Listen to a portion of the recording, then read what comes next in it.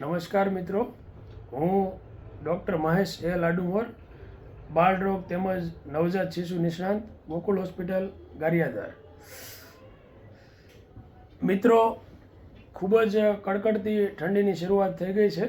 તો આજે આપણે જાણીશું કે આપણા બાળકોને ઠંડી સામે આપણે કઈ રીતના રક્ષણ આપી શકીએ.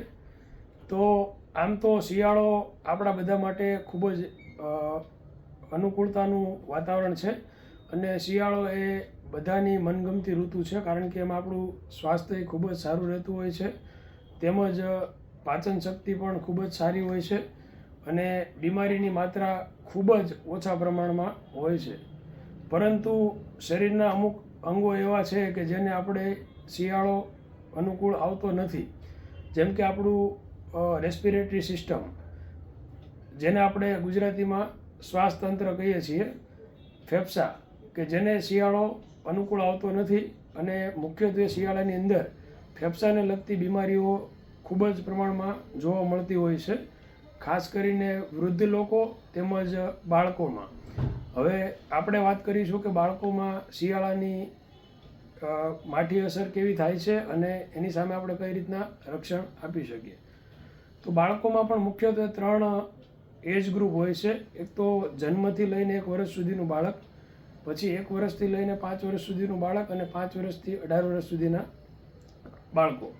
એમાં ખાસ કરીને ધ્યાન રાખવા જેવી બાબત, જન્મથી લઈ અને 1 વર્ષ સુધીના બાળકોમાં ઠંડીના હિસાબે હાઇપોથર્મિયા થવાની શક્યતા વધારે હોય છે, કે જે બાળક ઠંડુ પડી જવું, જેને આપણે કહીએ કે બાળકને ટાઢ લાગી ગઈ, સાદી ભાષામાં વાત કરીએ તો આપણે ટાઢ લાગતી બાળકને કઈ રીતના રોકી શકીએ. તો બાળકનો 1 વર્ષ સુધીના બાળકનો જે માથાનો સરફેસ એરિયા હોય છે, એ શરીરનો મોટાભાગનો સરફેસ એરિયા માથું કવર કરતું હોય છે અને માથાથી જ તે બાળકની હીટ લોસ વધારે થતું હોય છે, જેથી બાળકની જે ગરમી હોય એ બાળકની જતી રહેતી હોય છે. એટલે બાળકને ટાઢ લાગવી, હાઇપોથર્મિયા થવું એ કોમન હોય છે. તો સૌથી પહેલાં આપણે બાળકોનું માથું કવર કરવું જોઈએ, જેથી કરીને બાળકને હીટ લોસ થતો આપણે અટકાવી શકીએ. ખાસ કરીને એમાં ટોપી પહેરાવવી જોઈએ, જેમાં કાન ઢકાયેલા હોવા જોઈએ, હાથના મોજા, પગના મોજા અને આખું બાળકને આપણે ઢાંકીને રાખવું જોઈએ. પછી 1 મહિનાથી નાનું બાળક હોય તો એને રોજે નવરાવવાની જરૂર રહેતી નથી. એને આપણે એક દિવસે નહીં ને એક દિવસે પણ નવરાવી શકીએ અને ખાસ કરીને બપોરના ટાઈમમાં નવરાવીએ, જેથી કરીને ઠંડી બાળકને ઓછી લાગે.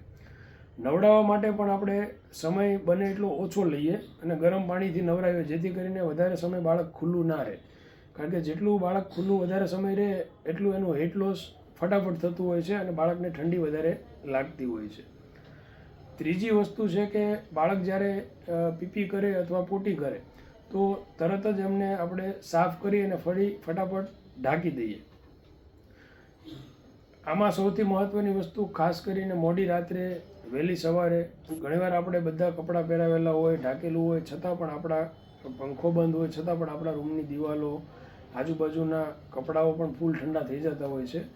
તો આવી કન્ડિશનમાં આપણે જો સગવડતા હોય તો એક નાનું હીટર પણ વસાવી શકીએ, જેથી કરીને રૂમનું ટેમ્પરેચર આપણે જોઈતા પ્રમાણમાં ગરમ રાખી શકીએ, જેથી કરીને બાળકને ઠંડી ના લાગે, એ આપણે એને ઠંડી લાગતી અટકાવી શકીએ.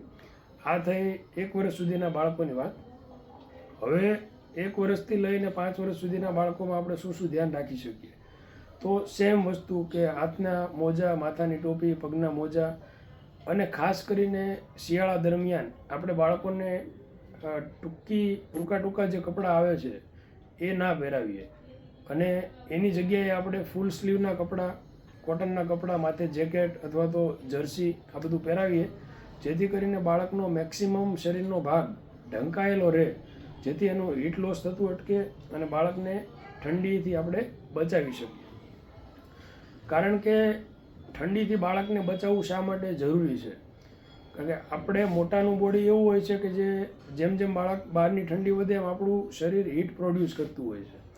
એ હીટ પ્રોડ્યુસ કરવાની શક્તિ દરેક પ્રકૃતિમાં, દરેક જીવને ભગવાને આપેલી છે, પરંતુ બાળકમાં એ હીટ જનરેટ કરવાની પ્રોસેસ થોડી સ્લો હોય છે, થોડી લેટ હોય છે અને એ બહારની ઠંડીના વાતાવરણ પ્રમાણે પોતાનું શરીરનું અનુકૂલન સાધી શકતું નથી.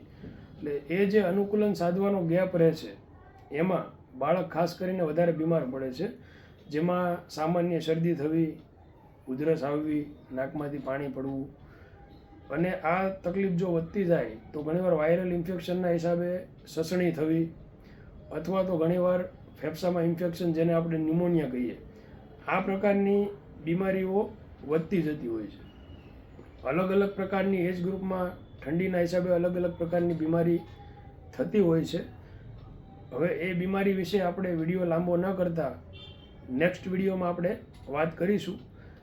જો આ માહિતી તમને ઉપયોગી લાગી હોય તો અમારી ચેનલને લાઈક કરો, સબસ્ક્રાઈબ કરો, અને આ રીલને તમારા મિત્રોને શેર કરો, જેને નાના નાના બાળકો હોય એના માહિતી ઉપયોગી થાય. અને અવનવી આવી માહિતી જાણવા માટે અમારી સાથે કોન્ટેક્ટમાં રહો. અને જો કાંઈ તમારા બાળકને આ પ્રકારની તકલીફ હોય અથવા તો બીમારી તમને લાગે તો તમારા નજીકના કોઈ પણ બાળરોગ નિષ્ણાત હોય એમને ચોક્કસથી બતાવીને ત્યાંથી સલાહ લો. નમસ્કાર.